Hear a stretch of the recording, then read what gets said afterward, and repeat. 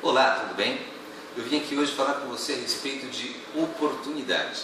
Uma palavra que muitas vezes nós usamos e não entendemos direito o que ela significa, tá certo? O seu significado está em que é uma ocasião favorável para que você tenha uma situação da sua vida transformada, melhorada, ou seja, um benefício para você. A palavra oportunidade ela tem duas características básicas.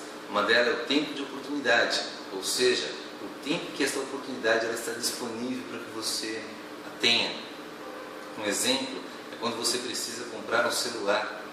E aí você abre a folhinha lá, aquele jornalzinho do jornal da loja X, e a loja está oferecendo para você um celular top de linha por 50% do valor do preço normal dele. E você enxerga ali talvez uma oportunidade única de você adquirir o tão sonhado celular. E o que você precisa fazer?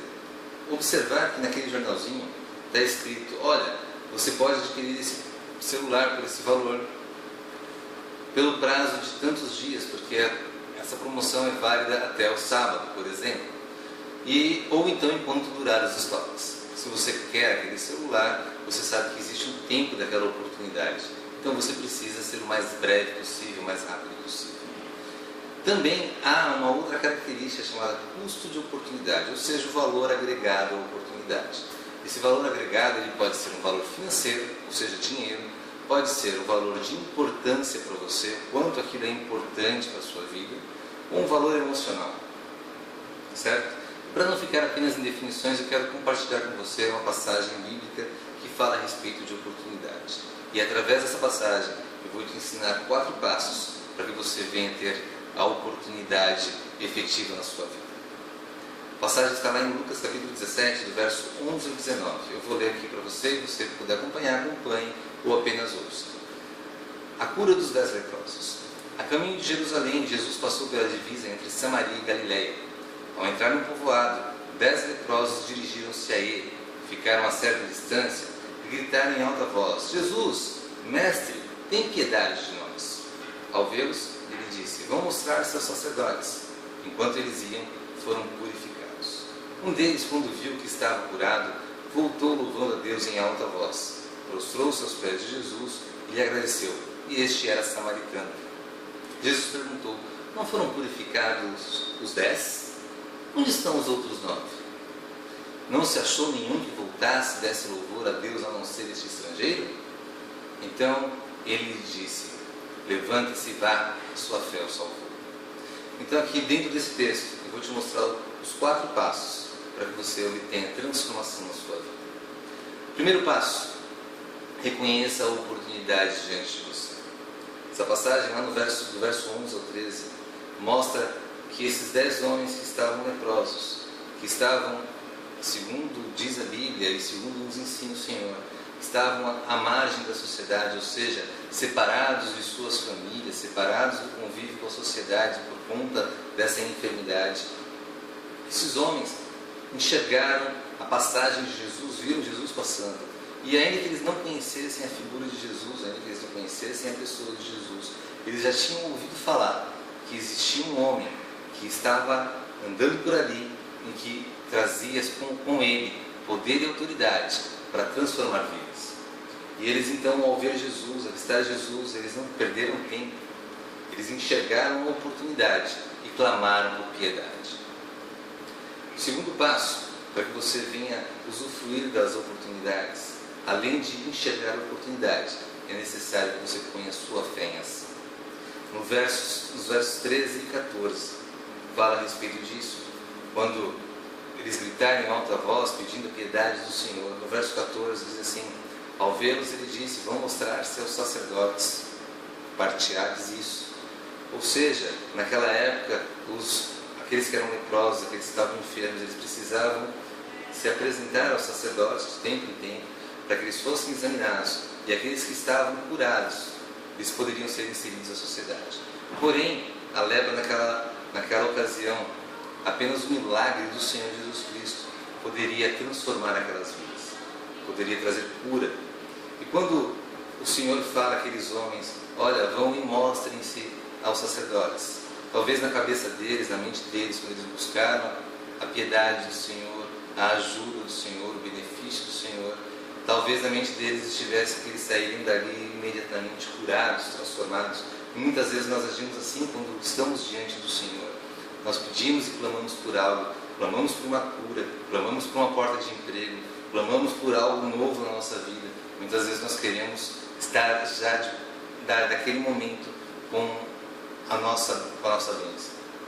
Lembra que eu falei que a oportunidade ela tem duas características: o tempo da oportunidade e o custo da oportunidade. O tempo da oportunidade para esses homens eles enxergaram, porque eles sabiam que se Jesus passasse, a oportunidade iria com eles.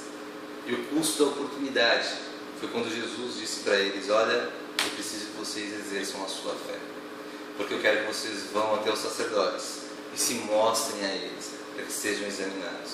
Ele não curou de imediato, ele não os purificou de imediato.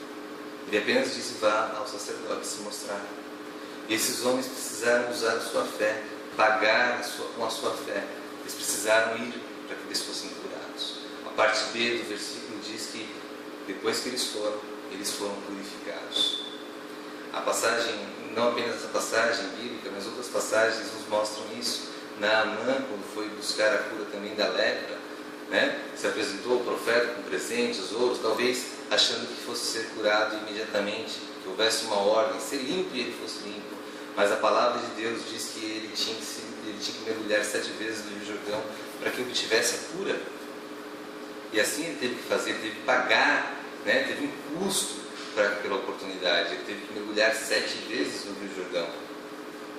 Assim, outras passagens também falam a respeito do custo da oportunidade. Basta você ler quando Jesus Cristo vai ressuscitar Lázaro, a sua irmã havia procurado, e 3 dias depois ele foi lá exercer, fazer um milagre, ressuscitar Lázaro, e houve um custo para que aquilo acontecesse. Diz que Jesus se compadeceu diante daquela situação e chorou diante do túmulo de Lázaro, mas de forma alguma ele deixou de exercer ali o milagre. Tudo diante da oportunidade há um tempo e há um custo, e nós precisamos entender isso. Talvez o milagre, talvez a transformação, a oportunidade do milagre não aconteça no nosso tempo, mas acontece da forma que Deus deseja, e para isso é preciso ter fé. Não perca a sua fé. Terceiro passo: não descarte a oportunidade. Diz ali no verso 14 que enquanto eles iam, eles foram purificados, e um deles, quando viu que estava curado, voltou louvando a Deus em alta voz. E no verso 16 diz que ele se prostrou diante de Jesus e agradeceu. Muitas vezes nós fazemos como trombadinhas, vamos à presença de Deus, vamos à igreja, clamamos por um milagre, colocamos a intercessão da igreja em oração para que possamos receber algo novo de Deus, e quando recebemos a bênção nós pulamos fora, nós abandonamos Jesus, nós deixamos Jesus de lado e vamos usufruir do benefício que recebemos. Mas a Bíblia nos orienta que nós não podemos deixar Jesus de lado por conta de um benefício. Nós não devemos deixar a oportunidade escapar das nossas mãos. Quando este homem volta e ele se prostra diante de Jesus, ele está dizendo isso: olha, a minha oportunidade não estava apenas na cura, eu quero o Senhor, eu desejo agradar ao Senhor, eu desejo te servir. A palavra diz mais, Esses 3 primeiros passos exigem um 4º passo, um 4º e último passo. Abandone tudo aquilo que te separa da oportunidade. A palavra ali no verso 16 diz que esse homem era samaritano, ou seja, um homem que tinha ideologia religiosa diferente da de Jesus. Na verdade, eles eram avessos aos judeus, eles tinham uma aversão aos judeus, eles não andavam juntos, eles não caminhavam juntos, eles não professavam a mesma fé. Mas naquele momento em que ele se prostra diante de Jesus, agradecendo pela cura, ele está colocando de lado toda a sua religiosidade, todo o seu conhecimento anterior, dizendo: eu abro mão de tudo em seu favor, Jesus, eu não quero largar essa oportunidade por nada. Por isso esse é o 4º e principal passo. Nós temos que abandonar tudo aquilo que nos separa de Jesus, ou seja, o que nos faz separação, o que faz separação entre nós e o Senhor é o pecado. O que faz separação entre nós e o Senhor é o nosso falso pensamento daquilo que a gente acha que é certo, daquela nossa velha concepção do que é cristianismo, daquela nossa velha concepção do que é uma vida com Jesus. O Senhor deseja de nós intimidade, adoração, e que nós nos prostremos diante dele. Os 4 passos para você ter a oportunidade da sua vida, ou seja, para que você tenha a sua vida transformada. Enxergue em Jesus a sua oportunidade. Esse é o primeiro passo. Segundo passo, exerça a sua fé. Terceiro passo, um ótimo passo. Terceiro passo, não descarte a oportunidade. Não descarte Jesus. Não abandone Jesus. Se agarre a essa oportunidade. Fique com essa oportunidade. Não perca a oportunidade. Quarto e último passo, abandone aquilo que te separa da oportunidade. Eu tenho certeza que você, fazendo esses passos, tendo essa atitude, o Senhor, Ele vai realizar um milagre na sua vida, vai transformar a sua vida. Assim foi com esse homem. Diz lá no verso 19, Jesus diz para ele: levanta-se e vá, a sua fé o salvou. Você quer ter a sua vida transformada? Quer ter a sua vida beneficiada? Enxergue em Jesus a oportunidade. Por isso, jamais abandone o Senhor.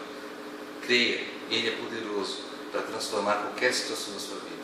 Em nome de Jesus. Essa é a mensagem desta gravação, para que você possa ter a oportunidade, depois de contar que você foi abençoado, que você teve transformação, que você recebeu um milagre. Certo? Te aguardo até um próximo vídeo. Até mais. Tchau, tchau.